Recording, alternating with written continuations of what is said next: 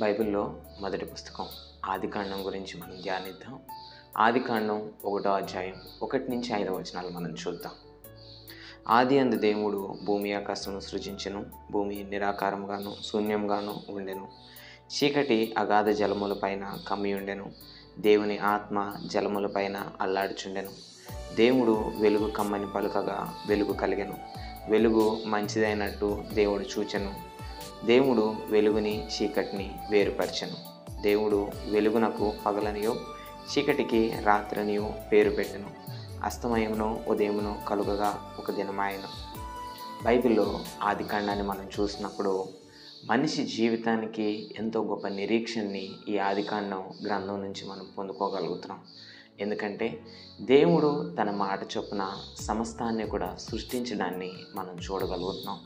చూడండి, ఆదికాండం 1వ అధ్యాయం 1వ వచనంలో ఆది అందు దేవుడు భూమి ఆకాశములను సృజించును అని రాయబడింది. 2వ వచనంలో మనం చూసినట్లయితే భూమి నిరాకారంగాను శూన్యంగాను ఉండెను. చీకటి అగాధ జలముల పైన కమ్మి ఉండెను. దేవుని ఆత్మ జలముల పైన అల్లాడుచుండెను. 2వ వచనంలో మనం చూసినట్లయితే భూమి నిరాకారంగాను శూన్యంగాను ఉందంట. ఇలాంటి భూమి పైన దేవుని యొక్క ఆత్మ అల్లాడుచుందని బైబిల్ చెప్తా ఉంది. ఈ భూమి మరి దేవుని ఆత్మతో ఈ విధంగా చెప్పొచ్చు, దేవా, నువ్వు ఏ మాట పలికితే నాకు ఆకారం వస్తుంది. నిజంగా నువ్వు నా కోసం పనిచేసినట్లయితే నిరాకారంగా ఉన్న నేను మంచి ఆకారాన్ని పొందుకోగలుగుతానా? నా జీవితంలో ఉన్న చీకటి నుండి నేను బయటికి రాగలుగుతానా? ఇలా భూమికి ఎన్నో ఆలోచనలు ఉండొచ్చండి. మనం బైబిల్లో ఇంకా లోతుగా వెళ్ళినట్లయితే లాజరు మరణించి 4 రోజులు అవుతుంది తన సమాధిలో ఉన్నాడు. యేసయ్య ఎప్పుడైతే ఈ సమాధి దగ్గరికి వస్తూ ఉన్నాడో అక్కడున్న వారితో చెప్తా ఉన్నాడు, దయచేసి అక్కడున్న రాయిని తొలగించమని. కానీ లాజరు యొక్క అక్క మరియా ఏమంటుందంటే, దేవా, లేదు, తను ఆల్రెడీ చనిపోయి 4 రోజులు అవుతుంది, ఈ రాయిని తీసినట్లయితే ఎంతో వాసన వస్తుందని. చూడండి, లాజరు మనిషిగా ఉన్నాడు. లాజరుకు వచ్చిన రోగం తన మరణాన్ని ఎదుర్కోవడం తప్ప చేసేది ఏమీ లేదు. చివరికి మరణం లాజర్ని అధిగమించగలిగింది. కానీ ఇక్కడ మనం జాగ్రత్తగా గమనించినట్లయితే యేసయ్య మరణం ముందు నిలబడినప్పుడు ఈ మరణాన్ని యేసయ్య జయించగలుగుతున్నాడు. ఎప్పుడైతే యేసయ్య లాజరుతో నువ్వు బయటికి రా అని చెప్తున్నాడో లాజరు వెంటనే జీవాన్ని పొందుకుని బయటికి రావడాన్ని చూస్తున్నాం. యేసయ్య మాట లాజరు యొక్క మరణాన్ని జయించగలుగుతుంది. లాజరు దగ్గర శక్తి లేదు మరణాన్ని జయించడానికి, కానీ యేసయ్య దగ్గర శక్తి ఉంది. యేసయ్య మాటకు శక్తి ఉంది లాజరు పొందుకున్న మరణం నుంచి లాజరును బయటికి తీసుకురావడానికి. అదేవిధంగా 38 సంవత్సరాల నుంచి వ్యాధి కలిగిన వ్యక్తి బెతెస్దా కోనేటి దగ్గర పడి ఉండడాన్ని మనం చూస్తూ ఉన్నాం. మీరు ఆలోచించండి, ఈ వ్యక్తికి ఉన్న రోగం ఈ వ్యక్తిని ఎంతో భయంకరంగా 38 సంవత్సరాల నుంచి ఎటు కూడా కదలనివ్వట్లేదు. కానీ ఈ వ్యక్తి జీవితంలో ఎలాంటి నిరీక్షణ మనం చూడగలుగుతాం? ఎలాంటి నిరీక్షణ లేదు.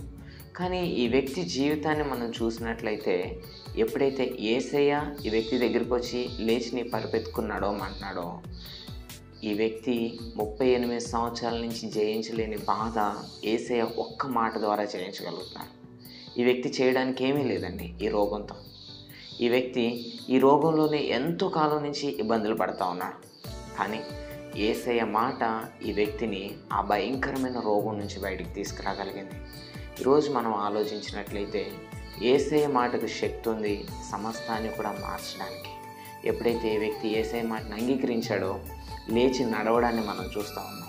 అదేవిధంగా ఆదికాండం 2వ అధ్యాయంలో కూడా నిరాకారంగా ఉన్న భూమి, చీకటి అగాధ జలాలతో కమ్మి ఉండబడిన భూమి, కానీ యేసయ్య మాట ఎప్పుడైతే ఈ భూమి మీదకి ప్రవేశించిందో యేసయ్య మాటకు శక్తి ఉంది నిరాకారాన్ని కూడా ఆకారంగా తయారు చేయడానికి, నిరాకారంగా ఉన్న భూమికి కూడా వెలుగునివ్వడానికి. ఈరోజు ఎంతో గొప్ప శక్తి కలిగిన మాట ఈ భూమి మీదకి వచ్చినప్పుడు ప్రతి ఒక్క స్థితిని కూడా మార్చడానికి దేవుని యొక్క శక్తి చీకటిని అంతటిని కూడా బయటికి పంపించగలుగుతుంది. మీరు 3వ వచనంలో చూసినట్లయితే దేవుడు వెలుగు కమ్మని పలుకగా వెలుగు కలిగెను. దేవుని యొక్క మాటకి శక్తి ఉందండి చీకటిని సైతం తరిమి వెలుగునివ్వడానికి. ఈరోజు క్రైస్తవులుగా మన ఆత్మీయ జీవితాల్లో ఎంతో మంచి ఆత్మీయ జీవితాలు మనం అందరం కూడా జీవించాలనుకుంటున్నాం. కానీ చివరికి ఓడిపోయిన వ్యక్తులుగా ఉంటున్నాం. ఈరోజు ప్రతి ఒక్కరికి తెలియాల్సిన విషయం, ఈ చీకటిని జయించే శక్తి మన దగ్గర లేదు. సరైన ఆత్మీయ జీవితాన్ని జీవించే శక్తి మన దగ్గర లేదు. మనం నిర్ణయించుకోవచ్చు, మనం ఈ రోజు నుంచి దేవునికి నమ్మకమైన వ్యక్తులుగా మనం ఉందామని. కానీ మన నిర్ణయం మన జీవితాలను మార్చలేదు.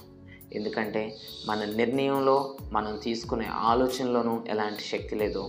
ఈరోజు మన జీవితం మారాలి అంటే, ఈరోజు మన జీవితం యేసయ్య కనికరాన్ని పొందుకోవాలి అంటే మన జీవితంలో రావాల్సింది ఒకే ఒక విషయం. అదేంటంటే దేవుడు పలుకుతున్న ఆ మాట. ఈ వెలుగు ఎవరికి సాదృశ్యంగా ఉందంటే యేసయ్యకి సాదృశ్యంగా ఉంది. ఎప్పుడైతే యేసయ్య యొక్క మాట భూమి మీదకి వస్తూ ఉందో, దేవుని యొక్క మాట భూమి మీదకి వస్తూ ఉందో, ఆకారం లేని భూమి కూడా ఆకారాన్ని కలిగి ఉండగలుగుతుంది. ఈరోజు మన హృదయాల్లో ఆకారం లేకుండా చీకటిని కలిగి మనం జీవిస్తూ ఉండొచ్చు. కానీ దేవుని యొక్క మాట మన హృదయంలో ఎప్పుడైతే ప్రవేశిస్తుందో, యేసయ్యని ఎప్పుడైతే మనం అంగీకరిస్తున్నామో, ఆకారం లేని వ్యక్తులమైనప్పటికీ కూడా, చీకటిగా ఉన్న వ్యక్తులమైనప్పటికీ కూడా ఎంతో గొప్ప శక్తిని మనం పొందుకుని శక్తివంతమైన ఆత్మీయ జీవితాలను మనం జీవించగలుగుతాం. ఈ ఆదికాండం 1వ అధ్యాయం మన నిరాకారమైన హృదయాలకు సాదృశ్యంగా ఉంది. మనం చీకటి కలిగిన హృదయాలకు సాదృశ్యంగా ఉంది. అవును, ఈరోజు పాపాన్ని జయించే శక్తి మన దగ్గర లేదు. కానీ పాపాన్ని జయించగలిగే శక్తి యేసయ్య మాటకుంది. ఈరోజు మనందరి హృదయాల్లో ఆదికాండం 1వ అధ్యాయం దేవుడు మన జీవితాలకు ఇవ్వాలనుకుంటున్న వాగ్దానం. ఆదికాండాన్ని మీరు చదివినట్లయితే దేవుడు అబ్రహాముని పిలిచాడు, ఇస్సాకును పిలిచాడు, యాకోబును పిలిచాడు. అనేక మంది హృదయాల్లో దేవుని యొక్క వాగ్దానాన్ని స్థాపిస్తూ, వాగ్దానాన్ని చూసి జీవించే వ్యక్తులుగా దేవుడు వారందరినీ కూడా చేశాడు. ఈరోజు అదే వాగ్దానాన్ని ఈ ఆదికాండం ద్వారా మనకి ఇవ్వాలనుకుంటున్నాడు. అవును, మనందరి హృదయాల్లో చూసినప్పుడు చీకటి, నిరాకారం కనబడుతుందండి. కానీ దాంతోపాటు దేవుని యొక్క వెలుగు కూడా మన జీవితంలోకి రావాలనుకుంటుంది. దేవుని యొక్క వాగ్దానం కూడా మన జీవితంలోకి రావాలనుకుంటుంది. ఈరోజు ఆ వాగ్దానాన్ని మనం అంగీకరించగలిగినట్లయితే, నిరాకారంగా ఉన్న భూమి ఎలాగైతే దేవుని మాటను అంగీకరించిందో, మనందరి హృదయాల్లో కూడా దేవుని మాటను అంగీకరించగలిగినట్లయితే, ఆకారం లేని భూమి, ప్రకృతి అంతా కూడా కలగడానికి, దేవుడు మాట చొప్పున సమస్తము కూడా సృష్టించబడడానికి సిద్ధపాటు చేయబడింది. 4వ వచనంలో వెలుగు మంచిదైనట్టు దేవుడు చూచెను, దేవుడు వెలుగును చీకటిని వేరుపరచెను. మనం అందరం కూడా చూడడం, వెలుగు మంచిదైనట్టు దేవుడు చూస్తూ ఉన్నాడు. అంటే భూమి మీదకి ఏదైతే మాటను దేవుడు పంపిస్తున్నాడో, ఈ మాట వెలుగునిస్తుంది. ఈ వెలుగు మంచిదైనట్టు దేవుడు చూస్తూ ఉన్నాడు. ఈరోజు మనందరి జీవితాల్లో దేవుడు ఇచ్చినటువంటి యేసయ్య మంచిదైనట్టు దేవుడు చూస్తున్నాడు. ఈ యేసయ్యను మన జీవితాల్లో మనం కలిగి ఉండినట్లయితే, దేవుడు చూసినప్పుడు ఇదంతా కూడా దేవుని దృష్టికి మంచిదిగా కనబడుతుంది.